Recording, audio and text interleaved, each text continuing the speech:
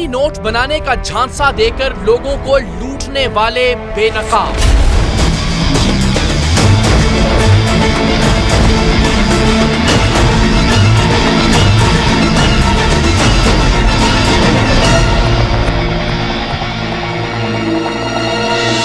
لیکن اس اشتہاری گینگ تک پہنچنے کے لیے سریام کی ٹیم کو ڈینگی کا مچھر مارنے کا سپرے کیوں کرنا پڑا،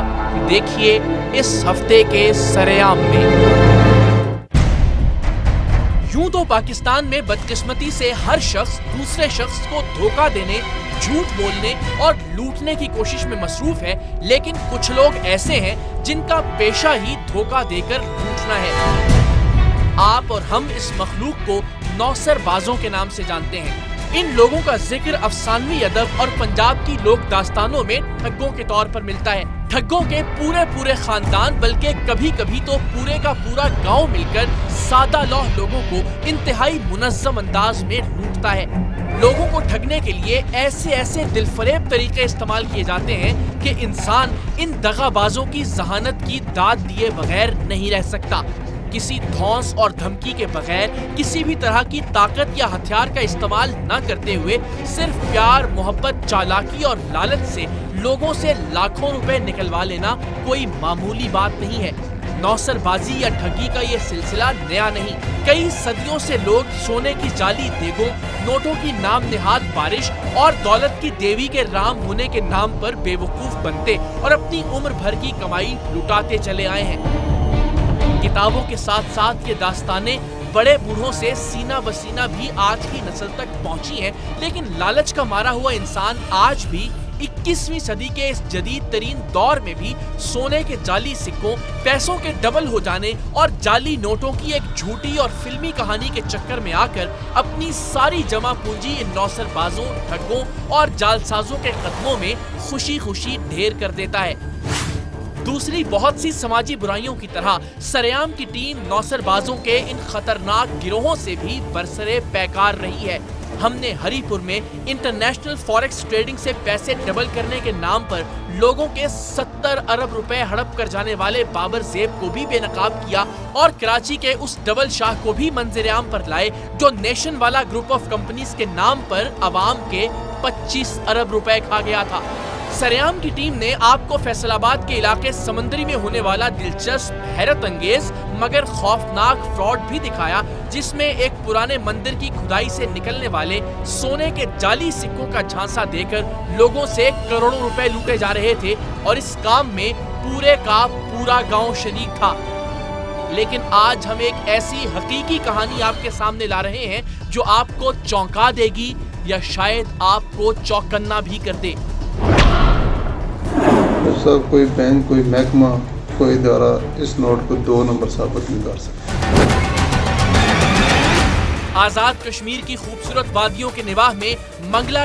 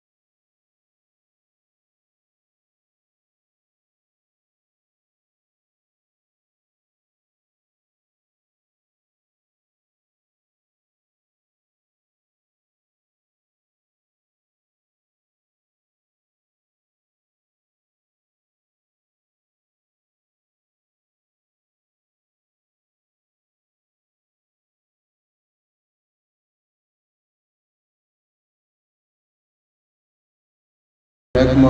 کوئی ادارہ اس نوٹ کو 2 نمبر ثابت نہیں کر سکتا۔ ہوتا کچھ یوں ہے کہ روزانہ کی بنیاد پر بڑے قومی اخبارات میں ایک اشتہار دیا جاتا ہے کہ امریکن نیشنل یا برٹش نیشنلٹی ہولڈر لڑکی کا رشتہ درکار ہے۔ لڑکی کی کسی چھوٹی سی معذوری یا جوانی ہی میں اس کے بیوہ ہو جانے کا ذکر کیا جاتا ہے اور ساتھ ہی ساتھ یہ لالچ دیا جاتا ہے کہ شادی کے خواہش مند کو لڑکی اپنے ساتھ امریکہ یا برطانیہ لے جائے گی اور یہاں پاکستان میں لڑکے کی فیملی کو بھی مکمل مالی امداد دی جائے گی۔ لڑکا تو خیر کیا، اشتہار میں رنڈوے، طلاق یافتہ اور دوسری شادی کے خواہش مندوں کو بھی دعوت دی جاتی ہے اور بس نوسر بازوں کی جانب سے کسی بھی شخص کے لالچ، ہوس اور زرپرستی کو پرکھنے کا یہ پہلا ٹیسٹ ہوتا ہے، کیونکہ ظاہر ہے وہی شخص اشتہار میں دیے گئے نمبر پر رابطہ کرتا ہے جو ملک سے باہر جا کر ڈالر یا پاؤنڈ کمانے کے چکر میں ہر طرح کا سمجھوتا کرنے کے لیے تیار ہوتا ہے۔ وہ شخص جو ان نوسر بازوں کو رشتے کے لیے فون کر کے لالچ کا پہلا ٹیسٹ پاس کر لیتا ہے، اب اس کے گرد یہ لوگ اپنا شکنجہ آہستہ آہستہ کسنے لگتے ہیں۔ کہا جاتا ہے کہ ہماری بیٹی آپ سے مل کر آپ سے شادی کرنے یا نہ کرنے کا فیصلہ کرے گی اور اس کے لیے آپ کو ہمارے گاؤں آنا ہوگا۔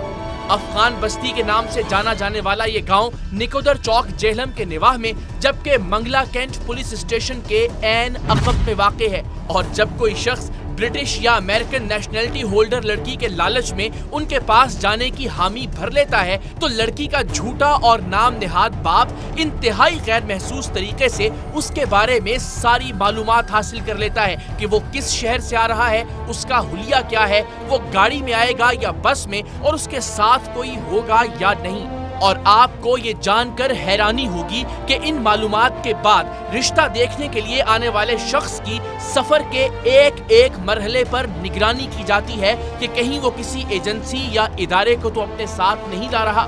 دوسری جانب امریکن یا برٹش نیشنلٹی ہولڈر جعلی لڑکی کا جعلی باپ ہر 15-20 منٹ بعد فون پر آنے والے سے پوچھتا رہتا ہے کہ بیٹا جی آپ کہاں پہنچے ہیں؟ ہاں جی کدھر پہنچے ہو؟ آپ کون سی سائڈ سے آ رہے ہیں؟ اگر آنے والا کسی طرح کا کوئی جھوٹ بولے تو یہ لوگ شک کی بنا پر اسے صرف لڑکی دکھاتے ہیں، کھانا کھلاتے ہیں اور باعزت طریقے سے واپس بھیج دیتے ہیں۔ لیکن اگر آنے والا اپنی لوکیشن کے بارے میں وہی معلومات دے جو اس کے ساتھ موجود اس گینگ کے کارندے بھی رپورٹ کر رہے ہوں تو اس شخص کے ساتھ بلا خوف ایک شیطانی کھیل کا آغاز کیا جاتا ہے۔